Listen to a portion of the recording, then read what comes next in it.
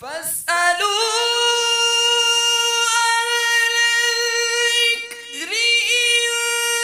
كنتم لا تعلمون۔ تو اے لوگو علم والوں سے پوچھو اگر تمہیں علم نہ ہو۔ صلوا علی الحبیب صلی اللہ علی محمد صلی اللہ علیہ وسلم۔ الحمدللہ رب العالمین والصلاة والسلام علی سید الانبیاء والمرسلین اما بعد فاعوذ باللہ من الشیطان الرجیم بسم اللہ الرحمن الرحیم والصلاة والسلام علیک یا رسول اللہ وعلی آلک وصحبہ یا حبیب اللہ۔ فلما وضعتها قالت ربي إني وضعتها أنثى والله أعلم بما وضعت وليس الذكر كالأنثى وإني سميتها مريم وإني أعيذها بك وذريتها من الشيطان الرجيم۔ حضرت مریم کی والدہ نے جب حضرت مریم کے بارے میں جو منت مانی تھی، جس کا سلسلہ کچھ ہم نے کل سنا، جب ان کے ہاں لڑکی پیدا ہوئی تو انہوں نے کیا کلام کیا، اس کلام کو اللہ تبارک و تعالیٰ نے قرآن میں نقل فرمایا۔ پھر جب اسے جنا یعنی پیدا کیا، پیدائش ہوئی، بولی اے رب میرے، یہ تو میں نے لڑکی جنی اور اللہ کو خوب معلوم ہے جو کچھ وہ جنی، اور وہ لڑکا جو اس نے مانگا اس لڑکی سا نہیں۔ اللہ اللہ، یعنی جو لڑکے پیدا ہوتے وہ اس لڑکی کے مرتبے کو پہنچ ہی نہیں سکتے تھے، اور میں نے اس کا نام مریم رکھا، یعنی اللہ تبارک و تعالیٰ نے اپنے علم قدرت میں اس لڑکی کا نام مریم رکھا، اور میں اسے اور اس کی اولاد کو تیری پناہ میں دیتی ہوں۔ یہ اگلا جملہ جو ہے وہ حضرت مریم کی والدہ حضرت حنہ کی طرف سے ہے، اور میں اسے اور اس کی اولاد کو تیری پناہ میں دیتی ہوں راندے ہوئے شیطان سے۔ اللہ اللہ اللہ۔ آیت کا یہ جو آخری والا حصہ ہے اس کی تفسیر پہلے سن لیجئے کہ یہ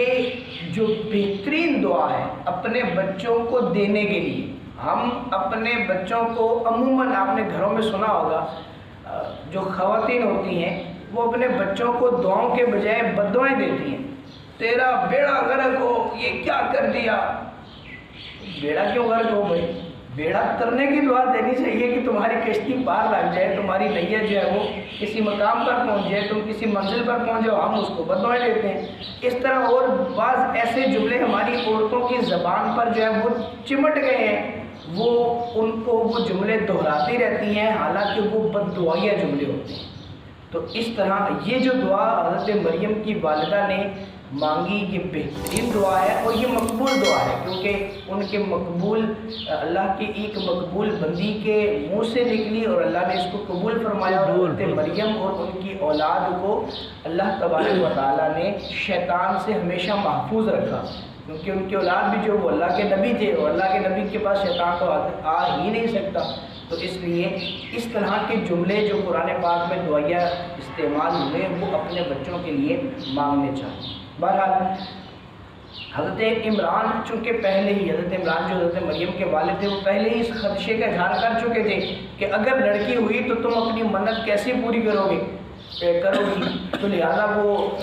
جب لڑکی ہوئی تو حضرت مریم کی جو والدہ حضرت حنہ تھی وہ پریشان ہوئی۔ پریشان اس لیے نہیں کہ لڑکی ہوئی، اس لیے کہ اب میں منت کیسے پوری کروں، جو میں نے اللہ کی بارگاہ میں نظر مانی تھی وہ نظر پوری نہیں ہو سکتی، تو اس وجہ سے وہ تھوڑی سی پریشان ہوئی، اور یہ جو جملہ تھا یہ اس حسرت میں تھا کہ اللہ تبارک و تعالیٰ میری منت کو کیسے پورا فرمائے گا۔ بہرحال اللہ تبارک و تعالیٰ چونکہ قادر تھا، اور اللہ تبارک و تعالیٰ نے ہی اس لڑکی کو ہی جو ہے وہ اس منت کے لیے قبول فرما دیا۔ اس سے پہلے کوئی بھی لڑکی جو ہے وہ بیت المقدس کی خدمت پر معمور نہیں تھی سوائے ان کے، یہ پہلی وہ لڑکی تھی جو پہلی اور آخری، اس کے بعد بھی کسی لڑکی کے لیے مطلب یہ معاملہ نہ ہوا کہ وہ بیت المقدس کی خدمت پر معمور ہو۔ پھر جب ان کو یہ جو حضرت مریم تھی، یہ کہا گیا کہ اس لڑکی کا سا نہیں کوئی لڑکا، تو اس زمانے میں جتنی بھی خواتین تھیں ان خواتین میں سب سے افضل خاتون جو ہیں وہ حضرت مریم تھی۔ یہ اس افضلیت سے مراد یہ نہیں کہ یہ حضرت مریم جو ہیں وہ حضرت عائشہ سے افضل ہیں یا حضرت خدیجہ الکبریٰ سے افضل ہیں یا سیدہ فاطمہ سیدہ کائنات سے افضل ہیں، ان سے افضل نہیں ہو سکتی، یہ زیادہ افضل ہیں۔ لیکن اس زمانے میں جتنی بھی عورتیں تھیں ان سب میں حضرت مریم جو ہیں وہ زیادہ افضلیت رکھتی تھی۔ اور مریم کے معنی ہے عابدہ اور خادمہ، دونوں معنی میں جو مریم جو ہے وہ یہ استعمال ہوتا ہے۔ پھر آگے اللہ تبارک و تعالیٰ نے فرمایا اب وہ منت کیسے قبول ہوئی، اس قبولیت کا تذکرہ ہے۔ فَتَقَبَّلَهَا رَبُّهَا بِقَبُولٍ حَسَنٍ وَأَنبَتَهَا نَبَاتًا حَسَنًا وَكَفَّلَهَا زَكَرِيَّا كُلَّمَا دَخَلَ عَلَيْهَا زَكَرِيَّا الْمِحْرَابَ وَجَدَ عِندَهَا رِزْقًا قَالَ يَا مَرْيَمُ أَنَّىٰ لَكِ هَٰذَا قالت هو من عند الله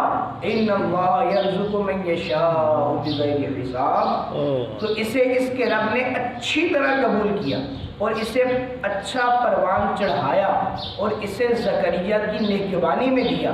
جب زکریا اس کے پاس اس کی نماز پڑھنے کی جگہ جاتے،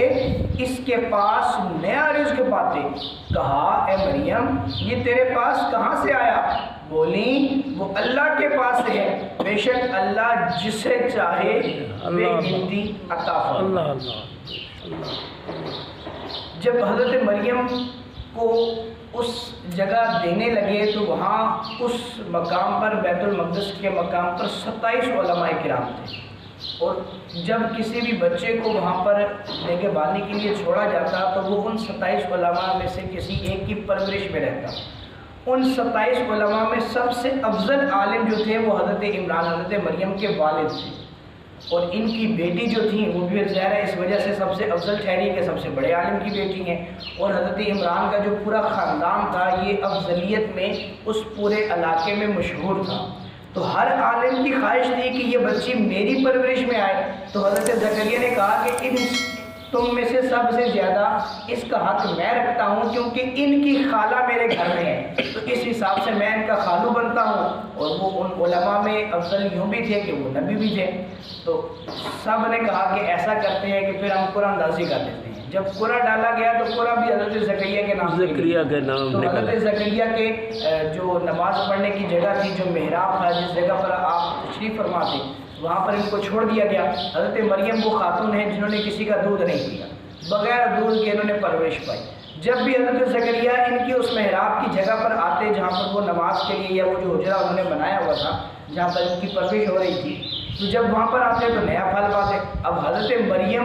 کی یہ کرامت ہے کہ آپ چھوٹی تھی، پالنے میں تھی، اس وقت حضرت زکریا نے پوچھا کہ مریم تمہارے پاس یہ پھل کہاں سے آیا؟ تو اس پالنے میں بھی حضرت مریم نے جواب دیا کہ یہ میرے اللہ کے پاس سے آیا۔